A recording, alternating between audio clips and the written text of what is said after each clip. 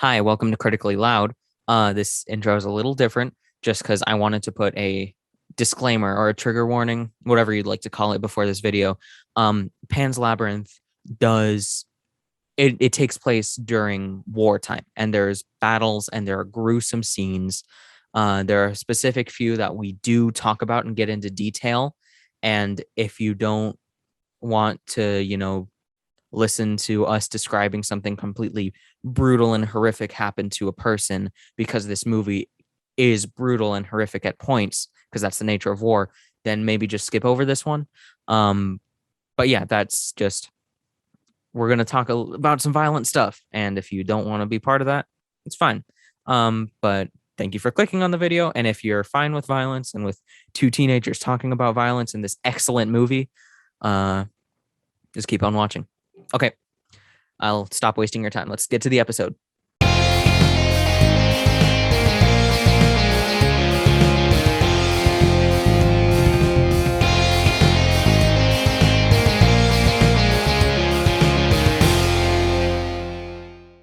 Hi, welcome to Critically Loud, episode 6.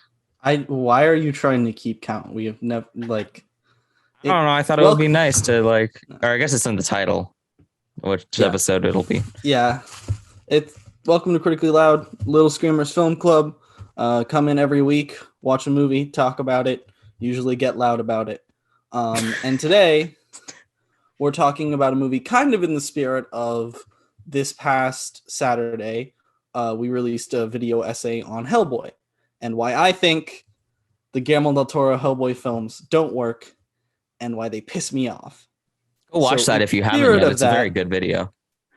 Yes, do that. Put a lot of work into it.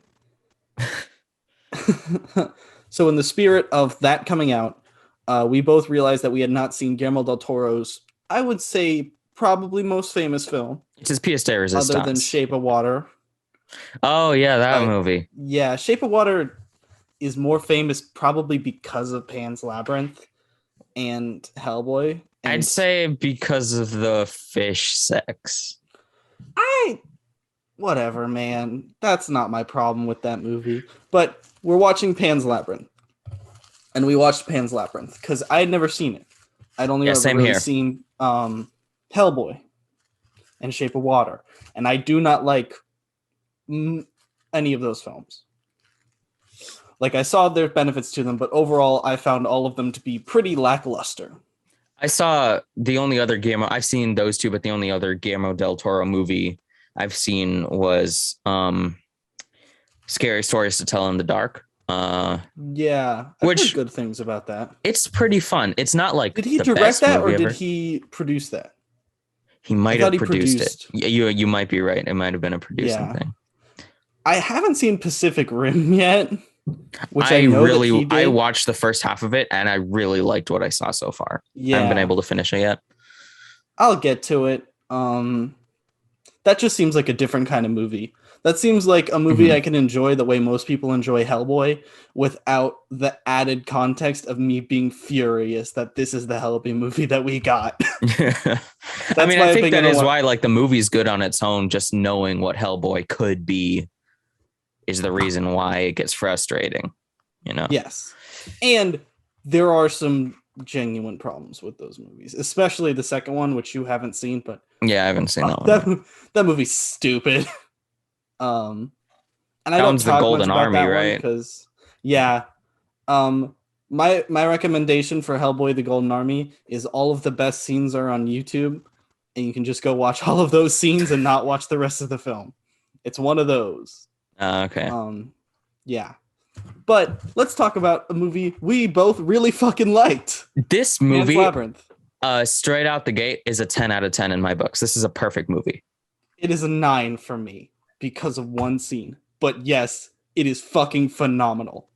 It's really, really, really good. It's on Netflix, yes. Which I'm assuming you have because almost everybody has Netflix. But oh my God, watch this movie, please. Do yourself the favor and watch this movie. Go watch it. It's really, really good.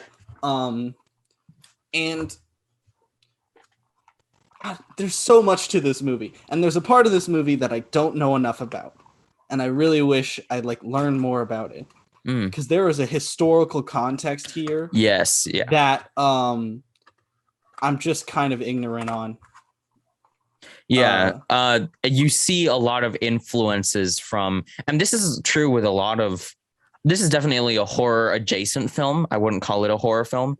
Yes, but in specifically Spanish horror movies, what they're kind of known for is they delve a lot into the history of their country and like what people experienced with the fascist occupation. I'm not going to go into it because I just don't know enough about it, but there was a fascist occupation in Spain for a while, and it was pretty hellish for people growing up. And you can really see the influence of like what it must have felt like for Guillermo del Toro to grow up in this landscape in this movie.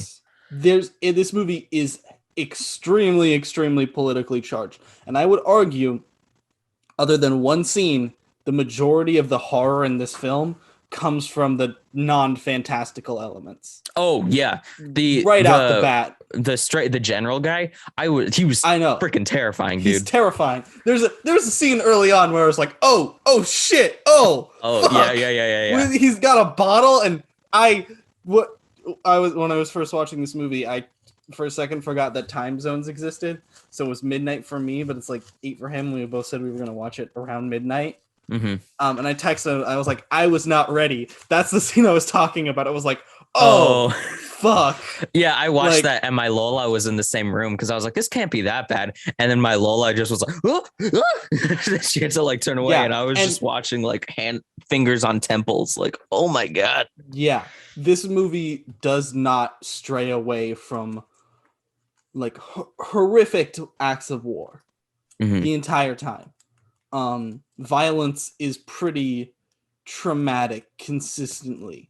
It is a brutal movie, and it's a hard to watch movie at points. Yes, I never found this movie hard to watch, which is, I think, kind of amazing. Wow, it was gruesome, not super gruesome. It's never that bad, and it's pretty like in your face with the bluntness of the violence, but everything was so engaging that I was never like, I want to look away, except for one scene. There was 2 scenes that I wanted to look away, but it was much less the human scenes and much more the pale man, where I was like, no, thank you. And that was like, for me, it was the humans. And the pale man's 2 minutes. It's not much at all, and it doesn't really. I love that. Okay, I think we have to address like the practical effects of this movie are so good. Like they're so good. It's magical. Like it is like I think it's pretty incredible. Guillermo del Toro wanted to create this magical landscape because this is a fantastical film, and he does it in spades because this movie just looks beautiful, and all the creatures look amazing. Yes. The main creature that we see, there's this fawn, is one of the most amazing things I've seen in a movie. It is incredible. He, like Doug Jones, I can never forgive you for what you did to Abe Sapien, but you're the fawn, so it's cool. It's cool. It's not, but it's cool. One thing that I think was also like really cool is I had watched the Corridor Digital guys. They did a VFX artist reacting to Pan's Labyrinth, and they talked about how they did the fawn with makeup and CG, because like if you notice, the fawn's legs like stick out backwards like an actual goat, which is impossible because that's not how human legs work. So what they did is they had Doug Jones actually just stand up and use his legs, and except his calves were covered with like a green screen tape thing, and they had prosthetics coming out the back, so they just erased the green screen on his leg, so it gives us really cool effects. That is sick. And yes, you could absolutely tell that there was a combination of VFX and practical effects, which is when this movie is at its strongest. I will say, any straight up CGI you see in this movie is pretty horrendous. It's pretty bad. I don't think it's that bad, but it's not great. The frog. I love the frog, dude. The frog took me out of the movie for like, I was like, it happened so early on, and I was into it like from then, and then I got to the frog, and I was like, oh, and then the rest of the movie happened. I was like, I'm back in it. But that scene took me out of the movie for a while, and also the explosions. We see like two Oh explosions yeah, from the distance. they're Compton, extremely Compton. It's like, oh, I could do that with my iPad in 10th grade, in like when I was 10. Yeah, I think to give Guillermo del Toro the benefit of the doubt, I'm pretty sure this movie was not as well funded as Hellboy or Shape of Water Right. or Yes, Pacific Rim. of So like the course. thing is, and I think most of their special effects budget went to the Pale Man and the Fawn and Yes. the freaking Oh, so good. yeah, And like Mercedes, who is love Mercedes. We Mercedes love great. Mercedes. Oh, for audio listeners, I just like did a gesture that like was like cutting up my cheek. Watch the movie because like Yeah, it's really good. there's we're going to like the majority of this is not going to have spoilers just because I strongly believe people should watch this movie Yeah. and go in as blind as possible. Yeah, It's definitely. This movies. movie is one that like watch it right now. Like turn off this video, come back to it later, but watch Pan's Labyrinth before. Yeah. And we'll keep talking without spoilers for a while, I Yeah. think. We'll do like the warning we usually do. Spoiler territory.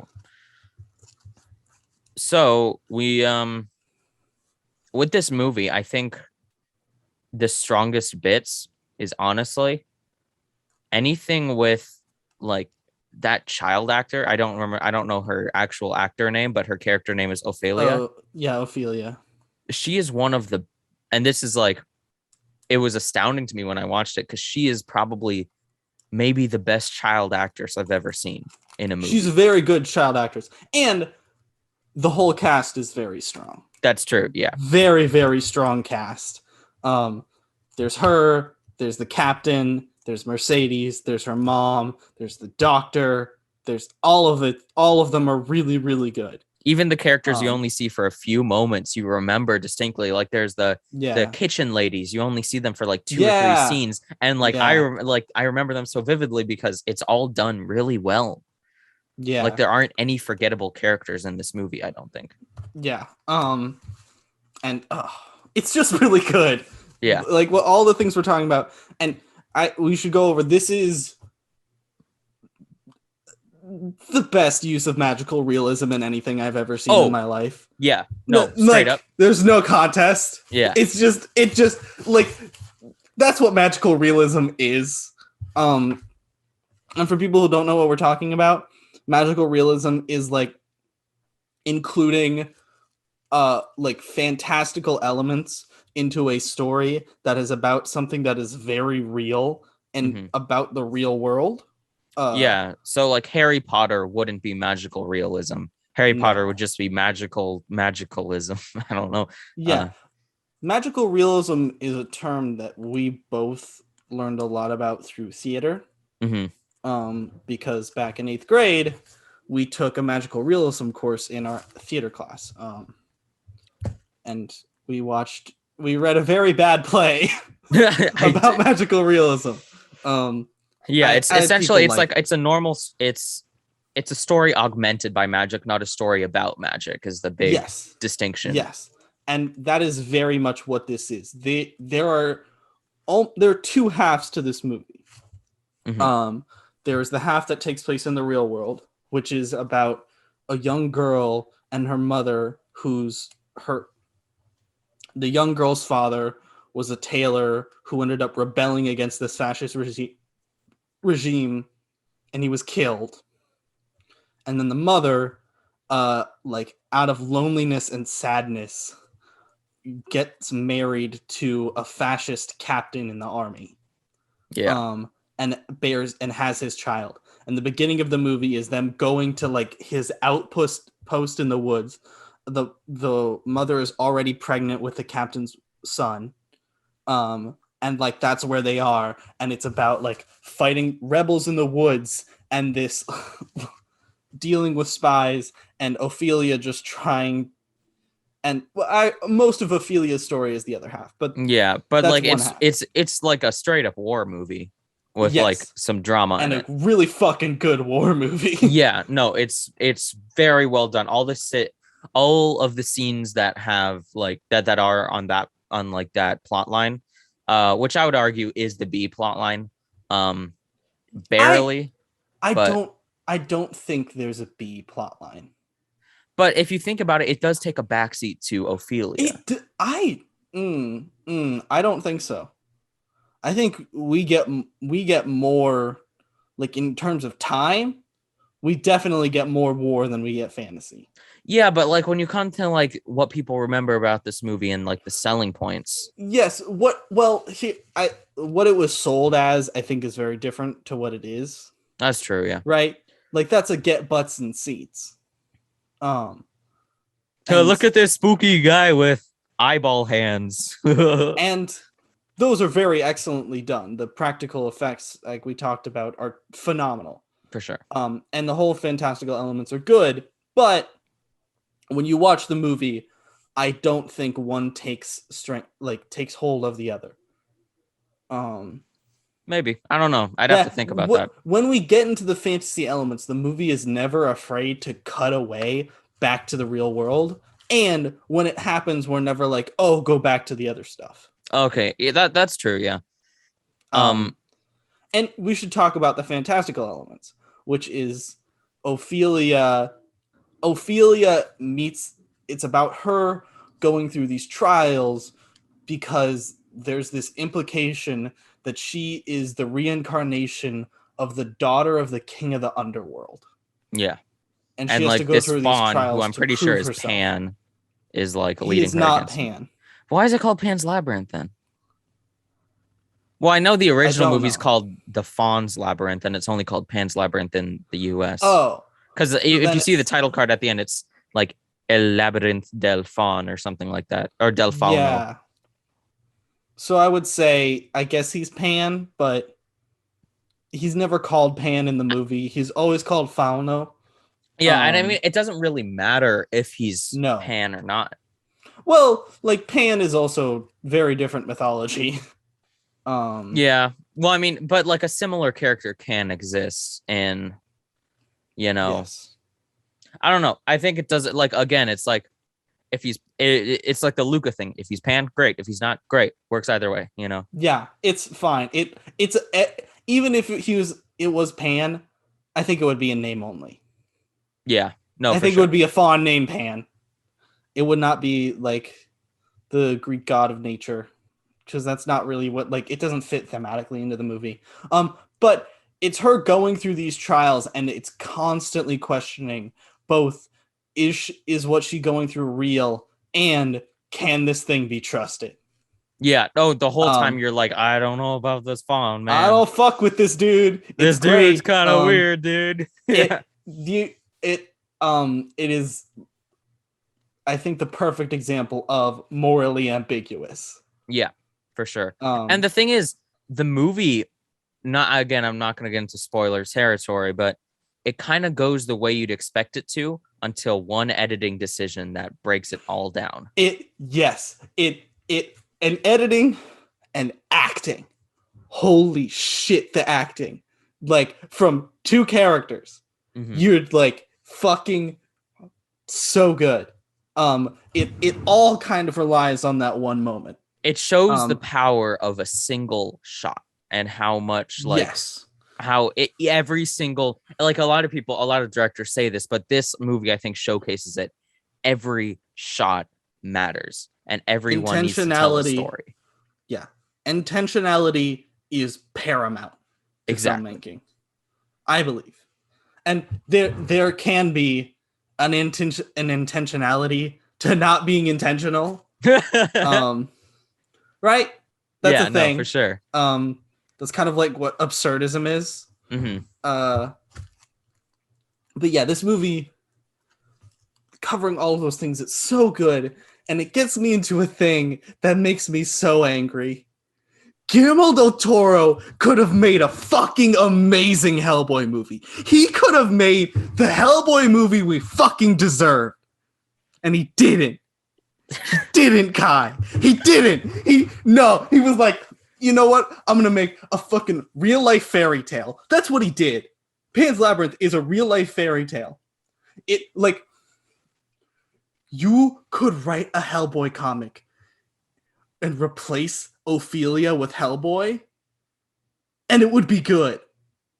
Yeah, because that's what Hellboy is.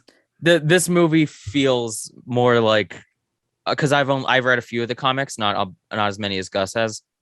This movie feels more like Hellboy than the Hellboy movie does. Yes, it absolutely 100% does.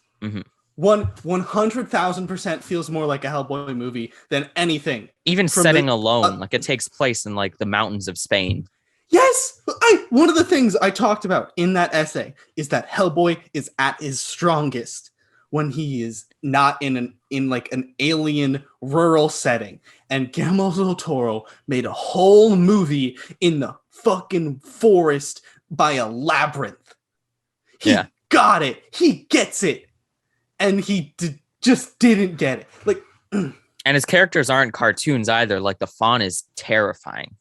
Yes, the fawn is a Hellboy character, and I don't think he's an antagonist.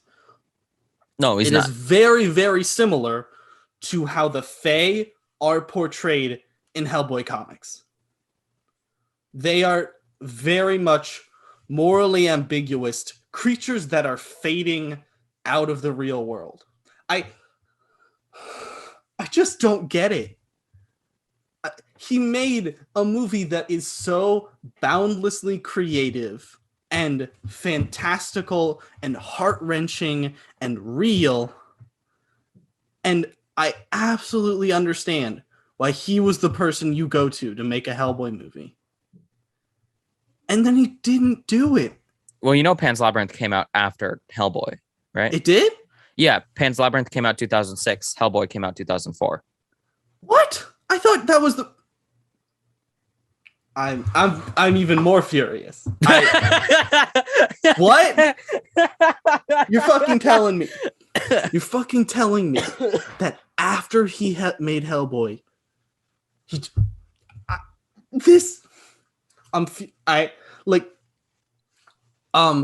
back when we talked about the 2019 Hellboy movie, I talked a little bit about the comics and the first time we talk about Baba Yaga. And how when Hellboy says, like, I found bones, tiny bones. And, like, how that was Hellboy in a lot of ways. There's something so sinister about just that. And then how 2019 Hellboy movie is, like, hanging corpse just of child. Straight up eating children's fingers. Yeah. In Pan's Labyrinth. In the scene with the pale man. Yeah, no, I thought the same exact thing. There is a shot because the pale man, we see it, and then we see like paintings on the wall of him like killing children and stuff. And then we pan down to like piled up next to a wooden beam, a bunch of tiny shoes. He gets it. He fucking gets it. And he still threw a fucking middle finger at Mike Mignola. Honestly, this movie, I think this movie made me think that a lot of the decisions to make. Okay, so one of the things in the video essay that Gus wrote that I agree with now, I was a little skeptical, but as I was editing it, it started to make more and more sense as I was going through the clips of these two movies. But he made the similarity that Hellboy is just straight up Men in Black. Like it's closer to Men Hellboy movie. Yeah, the 2004 Hellboy movie is closer to Men in Black than it is the comics. And then I think, honestly, it's got to be studio, right? Like some of the other stuff, like Abe Sapien. I'm pretty sure that's Del Toro. You know, like that fucking criminal. Yeah, but like I think putting him in a city, making the movie more of an action movie than a horror movie, making it more child friendly and comedy based than horrific, and then also making Hellboy a little bit of like a little bit more of a comedic side character, and then putting John Myers in the front row as like as a character who's supposed to be like this charismatic lens we see the world through. It's gotta be studio. It's gotta be Columbia, right? Like that just feels I like don't know, Sony intervening. because then he makes Hellboy 2. And in Hellboy 2, this is a scene that I meant to send to you. There is a scene where Hellboy and what's the name of that actor? The bald guy. Huh? Jeffrey Tambor. Yeah, Jeffrey Tambor are walking down like the hallway through the headquarters of the BPRD.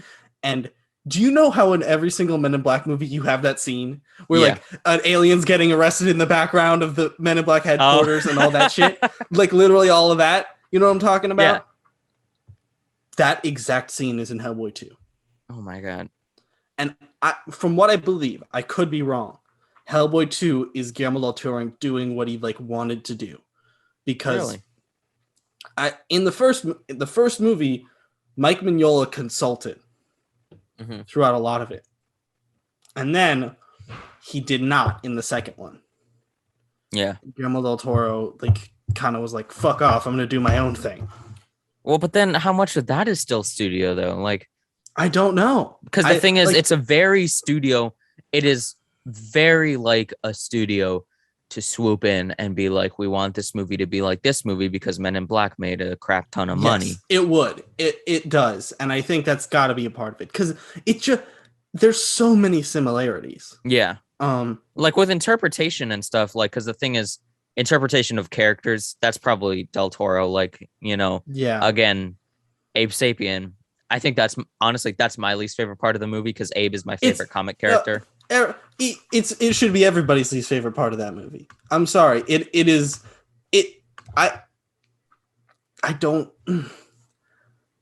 a wrong interpretation of Abe Sapien. It just is. Abe Sapien is pretty much just like Sherlock Holmes, who happens to be a fish. And if Sherlock Holmes was insecure. Yeah. That is an important part of. So not Benedict Cumberbatch Sherlock Holmes. Not any Sherlock Holmes, because he's kind of more similar to like Rust in terms of how his intelligence, and he's not pessimistic. You know what I'm talking True about. Detective, right? Yeah, and he's not like a nihilist in the way, and Rust isn't a nihilist, but he calls himself a nihilist. We don't need to get into True Detective. That's a whole nother thing. But in the way that like you think about his intelligence, he's intelligent like that, but he's not like, whenever I think about Sherlock Holmes, I think his intelligence is far more like starry-eyed. Yeah. That is something you hear a lot. Like if you're reading the books, I spend a time listening to a ton of the audiobooks. The only thing that brings him to life in a real way is like being a detective. And that's not really what Abe is. Yeah. Abe is a guy doing his job, and like there's a tragic element to his character, just like there is to a lot of those side characters. It's a whole thing. The main point I'm trying to make is Guillermo del Toro could have made the best fucking Hellboy movie we've ever seen, and he didn't. Yeah, he just didn't. Well, I guess, Gus, that means you're gonna have to do it. I'll fucking do it. I want to do it. Hire me a cinematographer, please. Yes, I was talking with my dad earlier about like Hellboy stuff. He was like, we should take turns like writing scenes for him, and I was like, I'll fucking do it. That would be sick. Yeah. Okay. You got to put Roger in it, right? He hasn't been in a movie yet. He hasn't. Yeah, Roger's got to be. I love Roger, and it's so disappointing that no one knows who Roger is from the comics. I couldn't even talk about him in my essay because like he just doesn't show up in the movies. Yeah. And I understand why.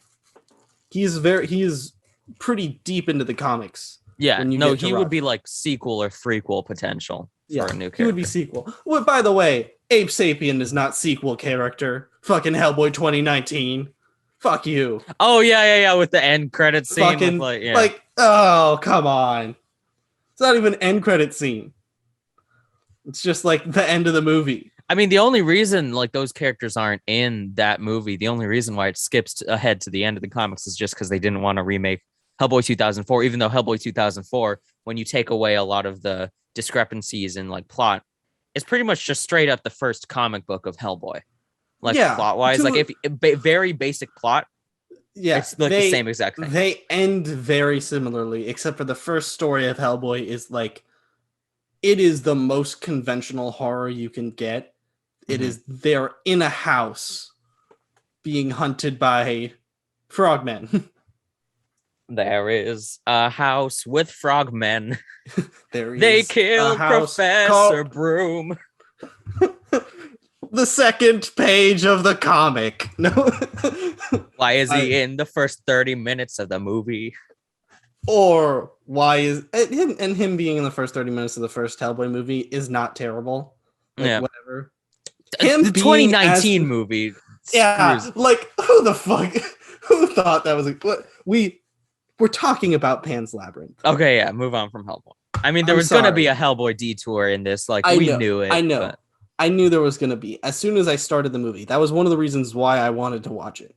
I wanted to see what people were talking about when they talked about Guillermo del Toro. And I get it, because it's really good. It's phenomenal. It is a fantastic movie.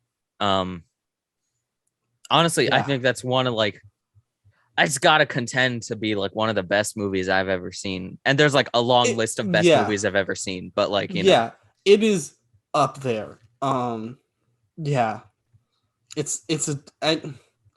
I think you're right. It's a 10 out of 10. I'm going to move it back up to a 10. Yeah. I hate the frog, but the other stuff is so good. It makes up for it, right? Like, and I like the frog. And that's honestly. Like, that's much more just like of how much I enjoyed this movie.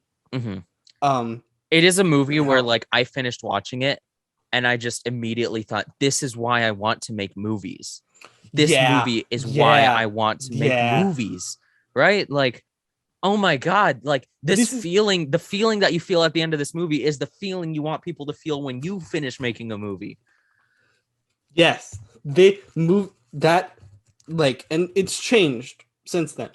But the reason why I wanted to make movies when I was a kid is because not many things affected me emotionally as hard as movies did. Yeah. In a way that I think only movies can. I disagree. I'm not saying like a better than. I mean the unique way movies connect to people. I'm not saying like movies are an elevated version of like getting people to feel emotions. I'm saying the combination and how they do it is the way that I connect with the most. Okay, yeah. Just like there's a unique way comics, TV shows, any of them can. Yeah, I was just thinking like, for me, I connect with movies very, very like deeply. I watch a movie and it will hurt me or it'll make me laugh or it'll like, I feel and express the most emotion while watching a movie. And while reading a book, I still feel and express emotion, but it's like kind of to a lesser extent, right? And it takes a lot for a book to make me cry. It takes barely anything for a movie to make me cry. Like film affects people in different ways, right? And it affects different people in different ways. Yes. Yes. But there are some films that I think uniquely can just affect everyone in a similar way. Yeah. And I think this is one of those movies. And this is where I think we should move towards spoilers. Okay, yeah. So, and move slowly, because I will say, go watch this movie. Please, to get the full effect of what we've been talking about and what we are going to talk about. Even while we're here, I don't think we should do like an in-depth plot summary. Oh no, we should just hit the main points. I don't think we need to do that. Yes, I think we should talk about some of the characters and especially the final scene of this film. Seriously, like if you haven't watched the movie, I know all podcasts about movies say let's go watch a movie, but like stop this video right now. Turn it off. Do it. I dare you. I'll give you $20. No, I won't. It is heartbreaking in a way that is so fantastic. Okay, let's give it like 10 seconds for people to click off the video. You clicking off yet? Do it. All Click right. off. Don't give us views. Don't watch the unsubscribe. No, wait, no, stop. No, don't do that. Don't do Kai, that. Kai, Hold on. I went you too got far. too No! far. It lets so this movie. One thing I want to talk about is in the war elements of this film. All of the war stuff is like skirmishes. It is about a group of rebels hiding in the mountains and this one specific fascist base that is trying to weed them out. Mm-hmm. So we get a couple different fights within all of that. The first one is they find two people in the mountains hunting for rabbits, and they tell the captain, and the captain, like, without even giving them a chance to say anything. Well, no. First of all, he gives them a little bit of a chance. Like, he's like, "What were you doing up here?" He's like, "I was getting rabbits. My daughters are sick." And then he does the thing. Yeah, and then the son says, "If my father said he was hunting for rabbits, he was hunting for rabbits."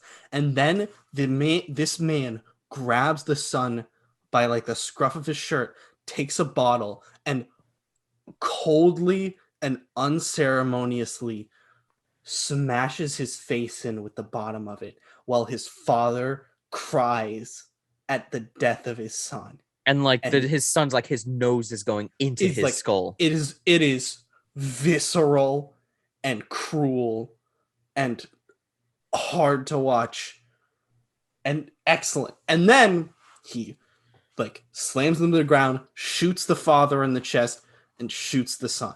And this leads into another thing. Every character in this movie that gets shot or killed gets a double tap. I love this movie for that. Okay, because the thing is, I'm always like, double tap him, get him in the head. And, come on, okay, stupid movie. Except for when you see it in the movie, you're like, oh god. Yeah, I know. Well, that's the great thing, because like every time I watch like, you know, any action movie or zombie movie or horror movie, anytime someone gets shot, I'm like, get him in the head, get him once more in the head. And they do that in this movie. I'm like, never mind, stop it, please. I don't like this. There's an efficiency to it that is like talking about the efficiency of taking a human life. Like you just literally see, like you'll see the fascists, they're walking over, like at one point they win a battle. They're just walking over the bodies. Bam, bam, bam, bam. They're just walking through them. No remorse. And another thing about this movie, there is no impact to the gunshots, to any of them. It's amazing. It's visceral. Mm-hmm. But it is amazing. There is like those two people get shot. Like it. There's a couple different characters that get shot throughout the movie. In that same scene where they're doing double tapping, mm-hmm. and they find one person that's alive, and there's a bullet hole in his neck. He holds a gun up to his face, and the dude like weakly is just struggling for his life. He's like swatting the gun away. He's trying to do anything he can to survive. Yeah, just puts the gun up against his hand and shoots through his hand and kills him. It is the captain, who is married to Ophelia's mother, is a monster. He is the scariest part of this movie. Yes. His acting is excellent. Oh my god. I thought I was gonna be freaked out at the pale man. I thought that was gonna be the scariest bit. Nah, this dude fucking oh my god.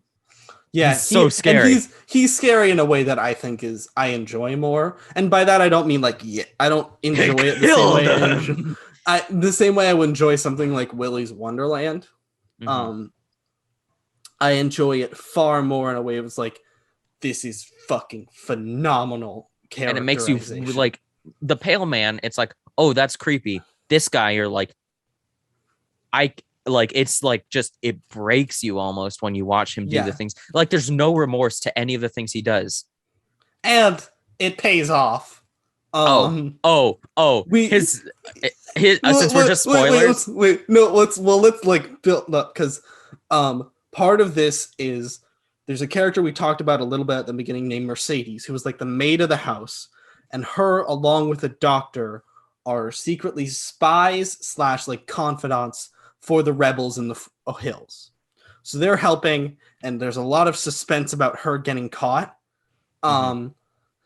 And there's like a raid done by a bunch of the rebels, and they capture the rebels, and they capture one of them, and there's a scene where we see the captain preparing to like torture this dude, and he has like 3 weapons, and he talks about like when he's going to believe them in a monologue that is terrifying. Oh my God. I was like, I had my hands up to my face, like actually, when he was like doing all that. Torture is one of the most horrible things you can see in a movie. I will like stand by that, I think. I'm very glad they cut away before you actually see them do anything. They always do that. One of those things that I think is very good, where they like show, it's like you see one impact and then they cut away. Mm-hmm. They do that in another scene with an amputation.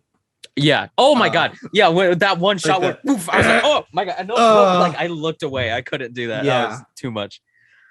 But they find this guy, and the doctor, out of mercy, after this dude getting tortured, injects him with poison and kills him. Mm-hmm. And as he's walking away, the captain knows he's a spy, and again unceremoniously shoots him in the back.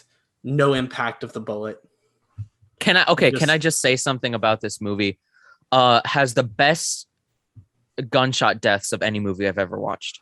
I agree. Because the thing is like, and because they're more realistic. Usually, I heard this story about one of my friends in elementary school. Apparently his grandfather was not a participant in the bank robbing, but like he was in the bank when somebody robbed it, right? So he was in a bank, somebody robbed it, and the person tried to get away. The police shot up, put 1 round in his heart. The guy ran 2 blocks before eventually falling to the ground, or like maybe it was 3 blocks. He ran really far away before succumbing. Yeah. So like when this doctor gets shot, it was really emotional. You see, you hear the gunshot, you don't see the impact, and he just keeps walking, and you see him, he drops his briefcase, he takes off his glasses, he rubs his eyes, and then he's down. And he knew he was going to die. Yeah. And the doctor is a very good character. Mercedes is the best because she eventually gets found out. And in a scene reminiscent to the dude getting tortured before, she gets tied up and the captain tells everyone else to leave because he can handle himself. And as he's like turning away, doing that same monologue he was doing with the other guy, Mercedes pulls a knife out from under her shirt, cuts the rope off, and mid-monologue she stabs him in the back, turns him around, stabs him in both arms, which I think it's genius. Like both of his arms go limp because you just got like knife here and here. Yeah, and in the you're not gonna be doing. Yeah, and then she comes up to him and she's like, "If you do anything to that child," because she creates a bond with Ophelia. Yeah, "I will gut you like a pig. You are not the first man I will have done that to." And she slits the side of his mouth. Joker style. You want to know how I got these scars? You want to know how I got these scars? A badass Spanish lady cut the side of my mouth open after I was threatening to torture her for information. And then in one of the scenes that like I think is one of the most like brutally impactful, she like starts walking away, and then all the other soldiers are like, "Did he let her go? Did he let her go?" And then the captain guy stumbles out of the jump and he says, "Get her!" And they're like, "What? Get her!" "What?" And then he takes his hand off his face and he shouts, "Get her!" And his like face cut stretches, and you're like, yeah, it's nasty. Yeah. And this also, we skipped over something else, which is Ophelia's mother dies. Oh my God. That usually the whole parent deaths don't hurt me because it happens in so many movies. This one hurt me. Like I knew it was gonna happen. Same. She is going to die kind of from the beginning. And the context for this is, while all of this horrific war stuff is happening, Ophelia is going through this like these trials to prove to this fawn that she can come back to the Fey world, the underworld. And in the second trial, she is supposed to go to this place, unlock a door and collect something and come back before the last grain of sand falls and not eat anything at this feast. And she fails, and the pale man tries to eat her. The pale man is something that gets talked a lot about when talking about this movie. I think we can move on. And it seems good. It's what? I think we can move on, honestly, because the thing is, it has been talked about so much. Yeah, it's been talked to death. Doug Jones is very good as the Pale Man. The practical effects are good. It's scary. It's not even close to the scariest part of the movie.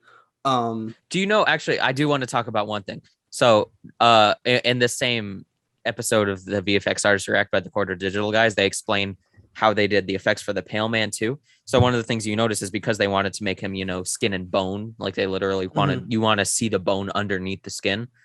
What they did for his thighs, because, most of your thigh is muscle and fat. Your actual bone of your thigh is not very small, but like compared to the rest of your thigh, it's much thicker. Yeah. Right.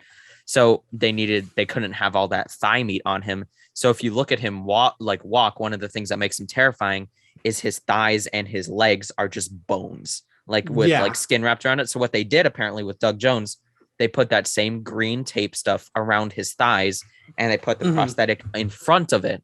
So it's just a prosthetic bone with like skin on it in front of it. Erase the back of the thighs.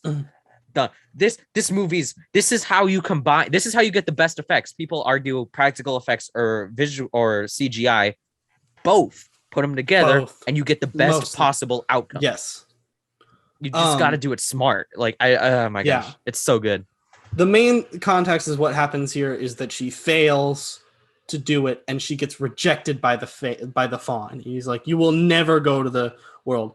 And this whole time she's been doing this thing where she's put mandrake root in a bowl of milk under her mother's bed in order to like keep her from dying when she gives birth to this child. It's like this magical spell or whatever that she's doing.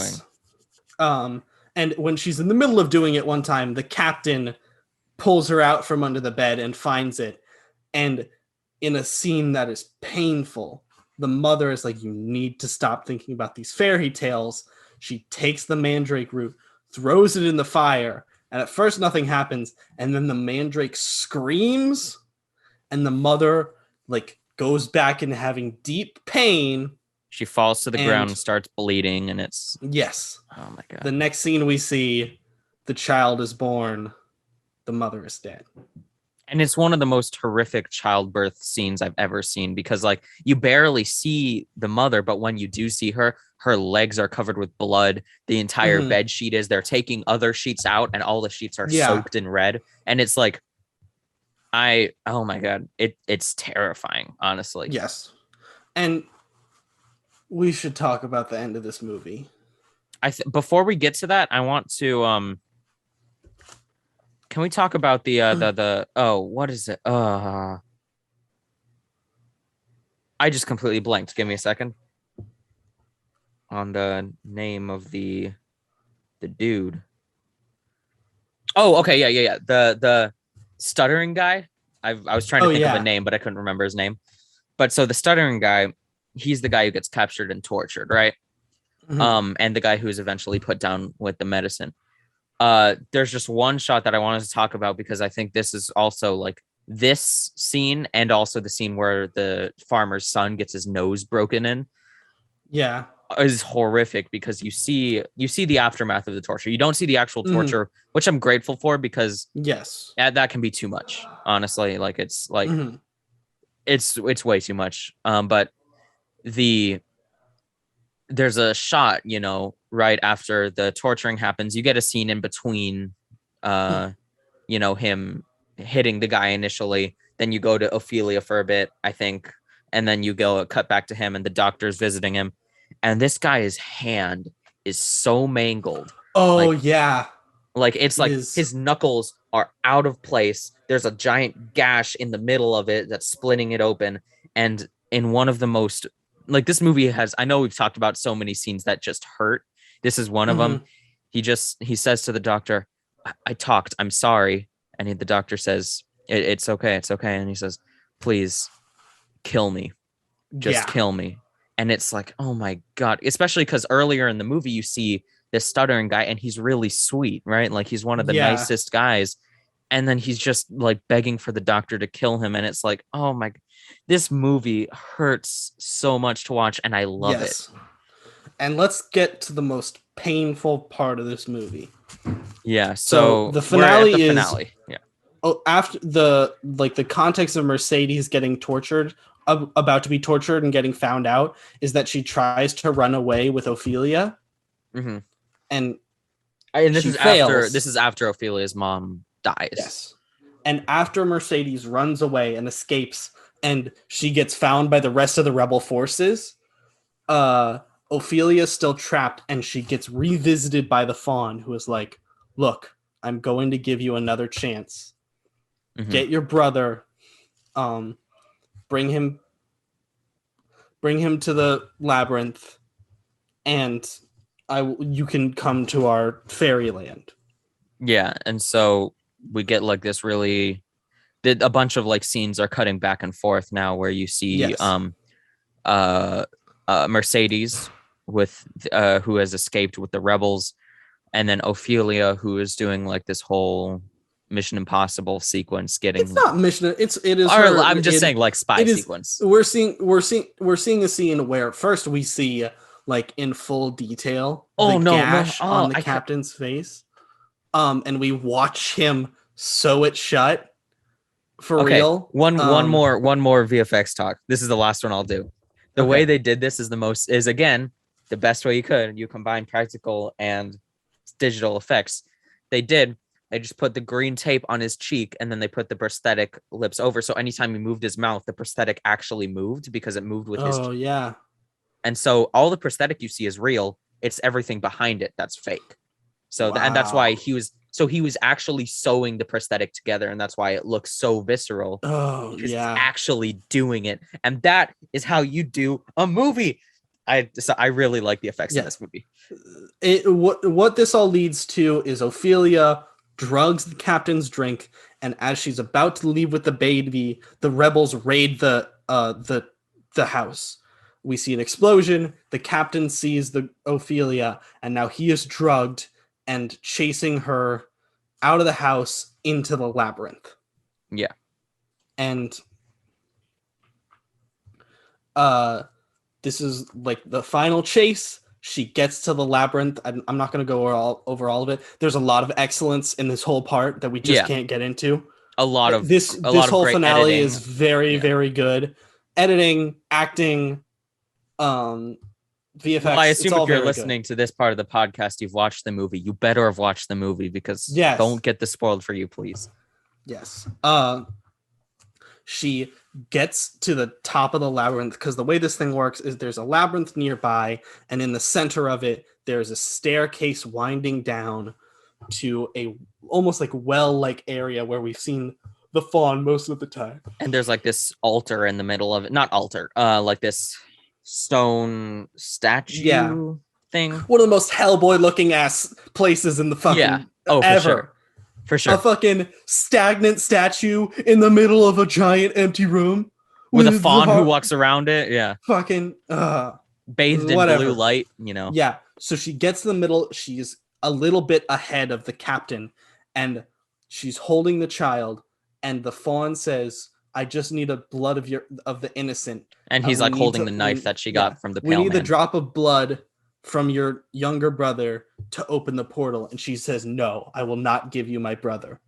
And he says, "Is this your choice? You choose humanity over being a princess in your kingdom or whatever." Yeah, you choose your brother, this person you don't even know.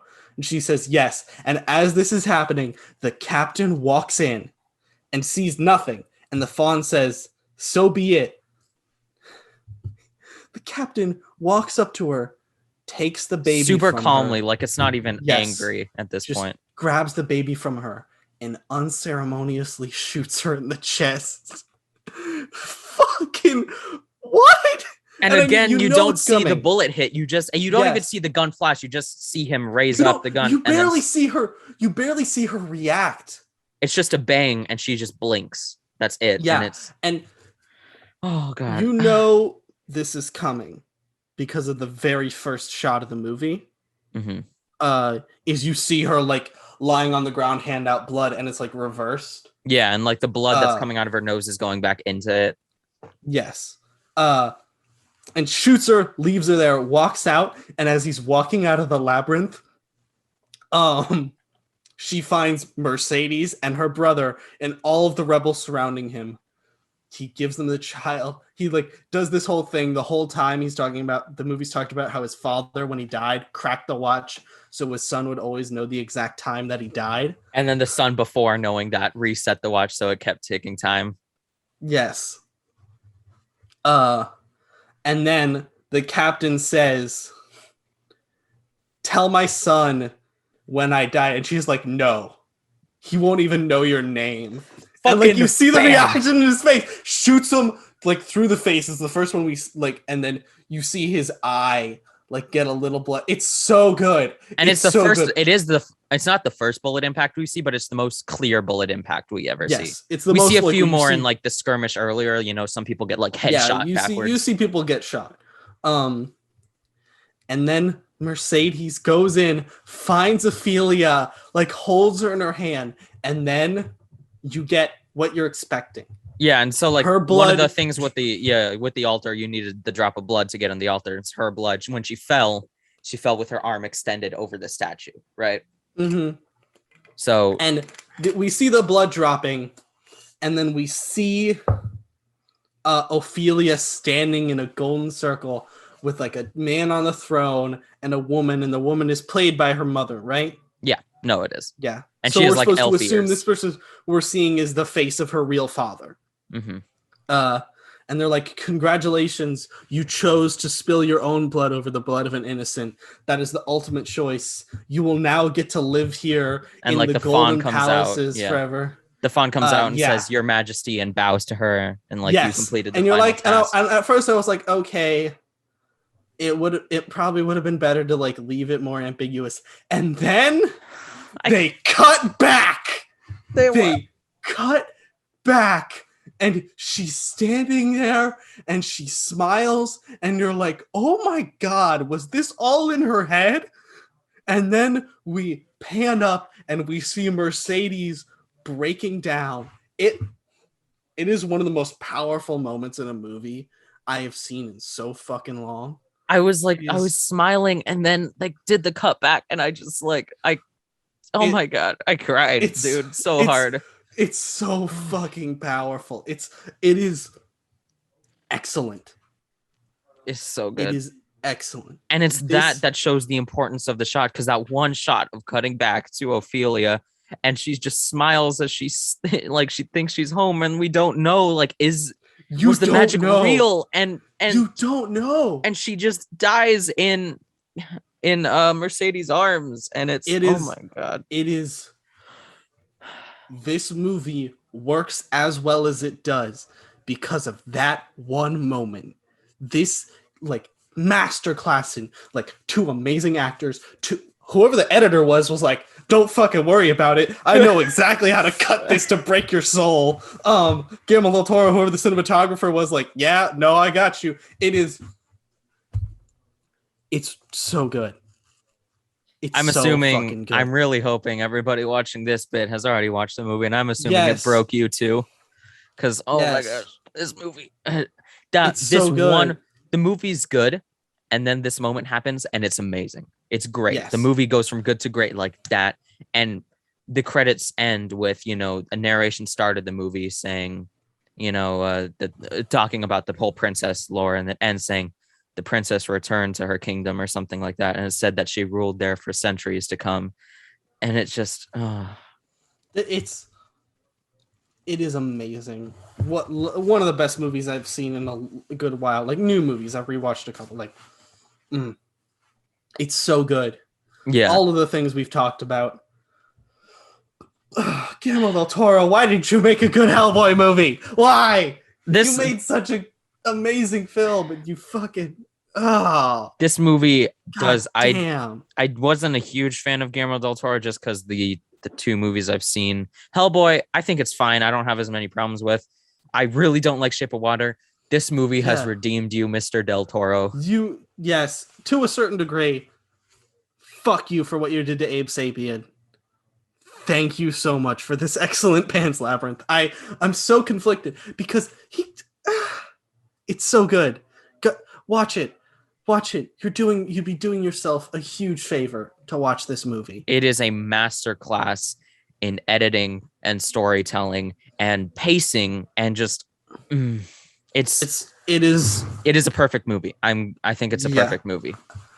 I won't give it that because, and this is the best way to end, because I don't think we've actually explicitly talked about this, but the first trial of the movie is that she's supposed to like crawl through this tree to find a frog, and she finds this frog, and it's a big frog. I like the frog, big. man. It's not that big, and I like the way his tongue sticks out, but the CGI, it's so bad. I like it. It's goofy and it's fun, and I like it. I don't know. It just doesn't fit with the rest of the movie. I disagree, but whatever. It's excellent. But no, whether or not it's a perfect movie is it is one of the best movies I've seen. Oh yeah, for sure. Bar none. 10 out of 10. It's incredible, and just yeah.